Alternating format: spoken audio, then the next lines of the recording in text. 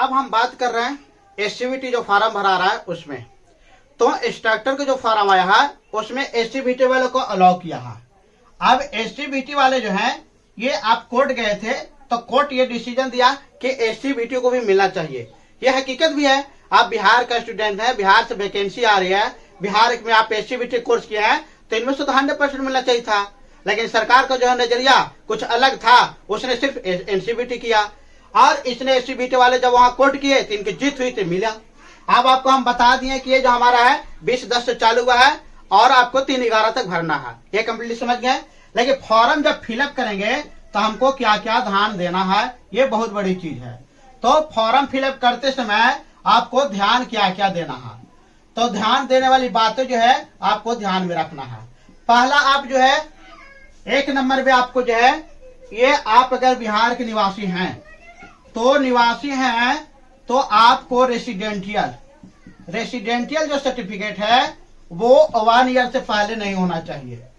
1 year से पहले अगर है तो आपका जो है वो समस्या डॉक्यूमेंट्स वेरिफिकेशन में करेगा।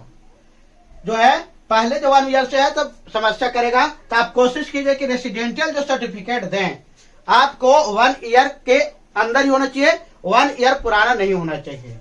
दूसरा, आप जो है अगर आप कास्ट सर्टिफिकेट हैं तो कास्ट में अगर आप ओबीसी आते हैं या बीसी आते हैं, यानी कहने का मतलब है कि BC1 और BC2, अब ये दोनों आते हैं तो इसमें आपको एनसीएल जो है आपको भली भांति जानते होंगे। तो एनसीएल जो सर्टिफिकेट बनाएंगे ये बहुत आपको सावधानी से बनाना है। सावधानी क्या देना है, एनसीएल जब सर्टिफिकेट बनता है तो आप क्लियरली समझ लीजिए कि एनसीएल सर्टिफिकेट उसी को बनेगा जिसका जो है 8 लाख से कम वार्षिक इनकम हो, 8 लाख से कम वार्षिक आय हो। तो आपको ये ध्यान देना है, अगर आप किसी तरह से आपके घर में आपके पेरेंट्स को 8 लाख से ज्यादा है, आप अगर एनसीएल बना देते हैं तो आपको मान्यता जो है जब मिलेगी तो आप बना के तो दे दीजिएगा, लेकिन ये जब जांच होगा तो आपके घर में जब जांच आएगी या जब डिपार्टमेंट भेजेगा तो आपके घर में अच्छे पोस्ट पर होंगे। 8 लाख से ज्यादा अगर आ रहा होगा आपके पेरेंट्स को तो आपको निरस्त कर जाएगा और जितना दिन आप नौकरी किए उसका रिकवर किया जाएगा। तो ये आप पूरा अच्छे तरीका से जान लीजिए कि एनसीएल बनाते समय ध्यान देना है। अब तीसरी बात है कि जब एनसीएल बनाइएगा तो एनसीएल में जो है ये नंबर जो चालू होता है, ये नंबर जो है आपका ये कास्ट का वो एनसीएल और सीओ से चालू रहता है, यानी 20, 2023 और ऐसे ऐसे जो है 6 डिजिट का रहेगा। तो आपको ये ध्यान देना है कि एनसीएल बनाना है तो आपको ये भली बात ध्यान देना है।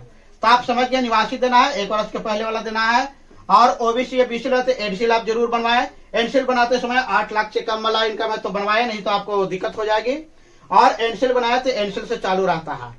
आज जब एनसीएल नहीं रहेगा तो आपको जो है से जाति का जो है, अगर एनसीएल नहीं है तो जाति जो है आप लोग ओबीसी या बीसी में तो ये आपको नहीं मिलेगा, और नहीं है तो ये भी समझ गए। अब इसके बाद चौथा पॉइंट आपको ध्यान देना है कि आपको मैट्रिक का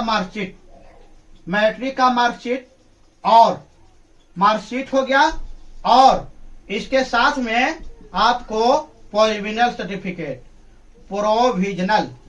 तो ये प्रोविजनल सर्टिफिकेट आपको ये दोनों जरूरी है, बहुत जरूरी है। अगर ये नहीं है तो समस्या है, आप इसको अपलोड कीजिएगा और इसमें प्रोविजनल नंबर भी मांगता है। इसके बाद 5वां आपको हो गया 12th का मार्कशीट आपको चाहिए, और इसके बाद जो है साथ में मार्कशीट के साथ आपको जो है प्रोविजनल जो है ये 12th का चाहिए, और इसका सर्टिफिकेट नंबर भी चाहिए, ये भी आपको जरूरी है। अब ये हो गया। तीसरा बात आ गया आपका जो है ITI एससीबीटी का मार्कशीट चाहिए, मार्कशीट, और इसके बाद चाहिए एससीबीटी का जो है ये सर्टिफिकेट बहुत जरूरी है। सर्टिफिकेट जो है ये बहुत जरूरी है, तो ये सर्टिफिकेट चाहिए, और ये आ गया, तो इतना चीज चाहिए। अब एक और बात आ गई आपको एक्सपीरियंस। ये एक्सपीरियंस जो है आपको ध्यान देना है, तो एक्सपीरियंस जो देना है अनुभव प्रमाण पत्र जो देना है आपको पूरा अच्छे से देखिए। ये अनुभव प्रमाण पत्र जो दीजिएगा वो कम से कम 3 ईयर होना चाहिए। अब 3 ईयर दीजिएगा तो ये देखिएगा। अब एक बात और हम विशेष आपको ध्यान देना चाहते हैं कि अनुभव प्रमाण पत्र जब बनाइएगा तो ये ध्यान दीजिएगा, ये 3 वर्ष कम से कम होना चाहिए। ईयर आपका मिल जाता है 5 ईयर तो बहुत अच्छा है, सबसे अच्छा है। ठीक, ये हो सकता है कि 5 ईयर हो और 3 ईयर हो। तो अगर आप 3 ईयर में हैं और 5 ईयर आप एक्सपीरियंस दिए हैं तो पहले शुरू में क्या है प्राथमिकता, अगर दोनों के नंबर बराबर आ गया तो पहला प्राथमिकता है कि 5 ईयर जो एक्सपीरियंस दिया है उसको पहला रखा जाए, इसलिए कि इसके बाद दस्ता ज्यादा है। तो इसीलिए कोशिश कीजिएगा 5 ईयर हो जाता है तो 5 ईयर कर दीजिए। आप बात कर रहे हैं सीटीआई, तो सीटीआई किए हुए हैं तो ये हो गया। अगर आप सीटीआई किए हुए हैं तो सीटीआई किए हुए हैं और इसके बाद 2 वर्ष का एक्सपीरियंस रहेगा तो ये भी चलेगा। अगर 2 वर्ष से ज्यादा है तो ठीक है। तो इसीलिए यहाँ पे जो वैकेंसी है एसटीबीटी की है और सीटीआई किए हुए हैं तो आपको क्वालिफाई हो जाएगा। अब इसके बाद ये तो हमारा फॉर्म भरने में आप लोग को ध्यान देना वाली बात बताएं। अब इसका जो है फॉर्म जब भरेंगे तो हम लोग का ये फॉर्म का जो है किस तरह से मेरिट लिस्ट बनाएगा इसके अगले वीडियो में आपको जानकारी मिलेगी और मेरिट लिस्ट कैसे बनेगा इसका हम डिस्कस करेंगे। बाकी आपको इस एग्जाम की तैयारी करना है तो हमारे चैनल से जुड़े रहें और एक्सपर्ट हमारे जो है आपको हमेशा जो है अच्छे मटेरियल प्रोवाइड करेंगे। और मेरे चैनल को लाइक सब्सक्राइब शेयर करें और अगले वीडियो तक बने रहें। अगर अब तक मेरे चैनल को सब्सक्राइब नहीं किया है तो कर लीजिए। Thank you very much. जय हिंद, जय भारत।